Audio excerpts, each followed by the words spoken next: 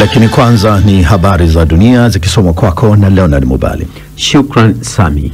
Serikali ya kijeshi nchini Myanmar imesema watu zaidi ya 2,000 wamefariki dunia katika tetemeko la ardhi lenye kipimo cha ukubwa wa Richter 7.7 lililotokea Ijumaa iliyopita nchini humo. Hata hivyo, kuna uwezekano idadi ya vifo ikafikia hadi 10,000 kwa mujibu wa watafiti wa jiolojia kutoka Marekani. Katika hatua nyingine, Marekani imejitetea kuhusu kasi yake ndogo ya kupeleka msaada wa dharura wa tetemeko la ardhi nchini Myanmar kufuatia tangazo la serikali ya Rais Donald Trump wiki iliyopita kuwa ilikuwa ikisambaratisha shirika la misaada la Marekani USAID nje ya nchi. Kiongozi wa siasa kali za mrengo wa kulia wa Ufaransa amesema hajapoteza matumaini yake ya kuwania uraisi mwaka 2027 ingawa mahakama ilimpiga marufuku kuwania wadhifa huo kwa miaka 5. Hata hivyo, alihukumiwa kifungo cha miaka 4 jela japokuwa hakupelekwa gerezani. Le Pen alipatikana na hatia ya kubadilisha posho za bunge la Ulaya kwa matumizi ya chama chake, na kumekuwa na ukosoaji mkubwa wa hukumu hiyo kutoka kwa wanasiasa wa Ufaransa, ikiwa ni pamoja na baadhi ya wapinzani wake wa kimataifa. Jeshi la Sudani limerejesha udhibiti wa mji mkuu Khartoum baada ya vita vya wenyewe kwa wenyewe vilivyodumu kwa takriban miaka 2 hadi sasa vita vimesababisha uharibifu mkubwa katika taifa hilo. Zaidi na Martha Saranga. Picha za hivi karibuni zinaonesha baadhi tu ya madhara yaliyosababishwa na mapigano ya vita hivi kati ya jeshi la Sudan na kikosi cha RSF, kundi la kijeshi lenye lengo la kuipindua serikali inayotambuliwa na Umoja wa Mataifa. RSF ilikuwa ikidhibiti sehemu kubwa ya mji mkuu wa Khartoum tangu vita vilipoanza mnamo mwezi Aprili mwaka 2023. Japokuwa kushikilia mji mkuu hakumaanishi kumalizika kwa mgogoro huo, RSF bado inadhibiti karibu eneo lote la Darfur magharibi mwa Sudan. Marekani imesema inatazamia pande zote katika mzozo wa Gaza kufuatia sheria za kimataifa za kibinadamu kufuata sheria kuhusiana na mauaji yaliyofanywa na vikosi vya Israel dhidi ya wahudumu wa afya 15, wafanyakazi wa ulinzi wa raia na mfanyakazi wa Umoja wa Mataifa. Akizungumza katika mkutano na waandishi wa habari mjini Washington, msemaji wa Wizara ya Mambo ya Nje Tammy Bruce amesema lawama zinaelekezwa kwa Hamas. Mkuu wa misaada wa Umoja wa Mataifa Tom Fletcher amesema wanajeshi wa Israel waliwaua timu ya madaktari walipokuwa wakijaribu kuokoa maisha. Amesema miili yao imepatikana kwenye makaburi yenye kina kifupi karibu na magari yao ya kubebea wagonjwa na magari yao yaliharibiwa vibaya. Na utawala wa Rais Donald Trump umewaondoa nchini mwake watu wengine 17 wanaodaiwa kuwa wanachama wa genge la El Salvador.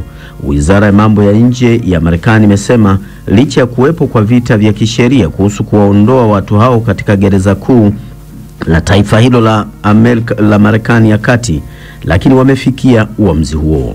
Waziri wa mambo ya nje wa Marekani Marco Rubio amesema kundi hilo linajumuisha wanachama wa magenge ya Tren de Aragua na MS-13. Maafisa wa serikali ya Salvador wamewaambia waandishi wa BBC kuwa ni pamoja na mchanganyiko wa raia wa Venezuela na wa El Salvador wenyewe. Hii ni BBC. Taarifa ya habari kuu za dunia imesoma kwako na Leonard Mubali. Unasikiliza matangazo ya Amka na BBC kutoka idhaa ya Kiswahili ya BBC ikikutangazia kwenye FM radio wa shirika ikiwa ni pamoja na Radio Free Africa nchini Tanzania, Radio Kitara nchini Uganda, Nyota FM nchini Kenya na Radio Muungano Ben katika Jamhuri ya Kidemokrasia ya Kongo. Unaweza pia kusikiliza matangazo haya kupitia internet, andika bbcswahili.com ama kupitia ukurasa wetu wa Facebook BBC Swahili. Asubuhi ya leo uko nami Sami Awami nikikutangazia moja kwa moja kutoka Dar es Salaam.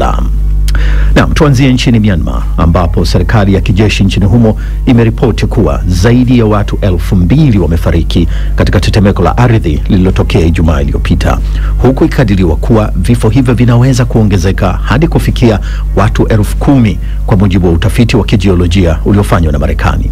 Omar Mkambala na maelezo zaidi. Serikali hiyo ya kijeshi imetangaza mpaka kufikia sasa watu waliofariki ni watu 2056 huku waliojeruhiwa ni watu 39. Juhudi za kutoa misaada zinakabiliwa na changamoto kubwa kutokana na kuharibika kwa miundombinu ya barabara, madaraja, reli, huku umeme katika mara kwa mara na huduma za mawasiliano zikiwa hazina uhakika. Na pia inaripotiwa jeshi la Myanmar linafanya mashambulizi ya ardhini dhidi ya makundi wa waasi katika eneo lililoathirika zaidi na tetemeko hilo. Mjumbe wa serikali ya umoja wa kitaifa ambaye anawakilisha utawala wa raia ulioondolewa madarakani, Dr. Winnie Mayat aliambia BBC kwamba serikali ya kijeshi haijajibu maombi ya kusitisha mapigano na alishitumu serikali hiyo kwa kushindwa kuwajali watu wenye uhitaji katika changamoto hiyo kubwa kwenye taifa hilo. Jeshi linazingatia ujenzi wa barabara na majengo ya makazi huko Naypyidaw wakati watu wanataka msaada wa kuishi. Mashirika ya kiraia yaliripoti kwamba watahitaji kupata kibali kutoka kwa vikundi vya udhibiti wa jeshi na wengine hawaruhusiwi kwa kutoa sababu za usalama. Umoja wa Mataifa umetoa wito wa kusitishwa kwa mapigano ili misaada iweze kusambazwa. Mashirika ya mataifa ya misaada yametahadharisha juu ya kuongezeka kwa mzozo wa kibinadamu nchini Myanmar. Shirika la Afya Ulimwenguni linasema hospitali zimejaa majeruhi na kuna hatari ya kuzuka kwa magonjwa ya mlipuko. Dr. Margaret Harris wa WHO aliambia BBC kutoka Geneva. Chini ya hali ambapo huna maji safi, watu wamejazana kwenye makazi, watu walio katika dhiki mbaya na kukosa maji safi, kukosa chakula, hiyo ndiyo hali nzuri ya mlipuko mkubwa wa magonjwa ya kuambukiza. Kwa mujibu wa mashirika yanayotoa misaada, yanahofu kwamba idadi ya vifo itaongezeka zaidi. Ni taarifa yake Omar Mkambara. Maandamano ya kitaifa yaliyokusudiwa kufanyika nchini kote Zimbabwe kumshinikiza rais wa nchi hiyo Emmerson Mnangagwa kujiuzuru hayakufanikiwa. Hii ni kutokana na ulinzi mkali uliowekwa nchini humo na hivyo kusababisha waandamanaji kushindwa kuingia barabarani kufanya maandamano waliokusudia. Shedrack Masasu na taarifa zaidi. Licha ya kuwepo kwa ulinzi mkali katika maeneo mengi ya nchi, ni waandamanaji wachache tu waliweza kujitokeza kushiriki katika maandamano hayo yaliyopangwa kufanyika nchi nzima, yakiongozwa na kundi la maveterani wa kivita wasioridhika na uongozi wa rais Mnangagwa kati za mwisho za kumshinikiza rais kuweza kujiuzuru. Polisi waliimarisha ulinzi wakiweka vizuizi barabarani mjini Harare na kufanya doria kwa miguu na maroli katikati mwa mji siku nzima. Hawa ni baadhi ya wananchi walioshangazwa na mwitikio mdogo wa watu katika maandamano hayo. Hakuna watu kabisa, wanaogopa kwa sababu ya hadithi zinazozunguka za maandamano yaliyopangwa. Vinginevyo siku imepotea bure. Nashangaa mjini hakuna watu wengi, na tafakari nirudi kupumzika nyumbani. Katika miji mbalimbali biashara nyingi zilifungwa na mitaa mingi ikisalia bila msongamano wa kawaida. Shule zilifungwa na usafiri wa umma ulikuwa ni wa shida. Makamu wa rais mpaka sasa hajatoa maoni yake hadharani kuhusu wito wa yeye kutakiwa kuchukua nafasi ya rais wa sasa, na maafisa wa serikali wanakanusha kuwa kuna mpasuko kati ya viongozi hao wawili wa juu wa serikali. Kiini cha maandamano ya hivi majuzi ni mpango ulioripotiwa na rais wa kuongeza muhula wake wa mwisho kwa miaka miwili hadi kufikia mwaka 2030. Muhula wa pili unatarajiwa kumalizika mwaka 2028. Ni taarifa yake Shedrack Masasu. Tukielekea nchini Jamhuri ya Kidemokrasia ya Kongo ambapo rais wa nchi hiyo Felix Tshisekedi ameanzisha mazungumzo ya kitaifa na vyama mbalimbali. Serikali imesema lengo kubwa ni kuwaleta pamoja raia wa nchi hiyo ili kutafuta suluhisho la kitaifa katika mgogoro unaoendelea mashariki mwa Kongo. Hata hivyo, upinzani hadi sasa unaendelea kupinga kushiriki katika mkutano huo ambao pia unalenga kuundwa kwa serikali ya umoja wa kitaifa. Mbelechi Msoshi ana taarifa zaidi. Na hapa tuko katika ofisi ya mshauri maalum wa Rais Tshisekedi ambaye anahusika na maswali za usalama. Yeye ndo amepewa jukumu la kusikiliza kila Mkongomani, kila mwanasiasa, kumaliza vita mashariki mwa Kongo. Ndio haswa lengo ya mazungumzo haya ambayo yamefanyika hapa katika ofisi ya mshauri wa Rais Tshisekedi, Profesa Desire Eberanda. Tumsikilize hapa Tabu Makuse Angel ambaye anasimamia kikundi au muungano wa vyama ambao unaitwa hatua ya washirika waliojitolea kwa ajili ya demokrasia nchini DRC. Maana yake tunaleta nia yetu, tunaleta mafikara yetu yote iweze kuenda namna ya kusukuma nchi yetu katika umoja. Kwa kuwa umoja ndio lazima sana kuliko yote. Lakini hadi sasa wapinzani wakuu kama vile Bwana Moise Katumbi, Martin Fayulu hawaja kubali kushiriki katika mkutano huu ambao uliitishwa na Rais Tshisekedi. Lakini Justin Bitakwira ambaye ni mbunge pia anaongoza kundi la wazalendo wa Kivu ya Kusini amehisi ya kwamba wakati nchi imeingia katika vita lazima upinzani na chama tawala waikae pamoja ili kuangalia namna gani kumaliza mgogoro. Na hapa tumeitiwa kwa hii consultation na waomba wakongomani wote mahali pote wapo waelewe ya kwamba hii serikali wataunda kwa kesho, kila mtu ajisikie kama naye analeta yake mchango. Rais Tshisekedi atapewa ripoti na baadaye ndio kutateuliwa serikali mpya ambayo itakuwa na lengo ya kulinda mipaka ya Jamhuri ya Demokrasia ya Kongo na kudhibiti upya maeneo yote ambayo yamedhibitiwa na wahasi wa M23 huku mashariki mwa Kongo. Ni taarifa yake Mbelechi Msoshi. Shedrack Masasi wameshajiunga pamoja nami hapa tayari kabisa kwa habari za michezo.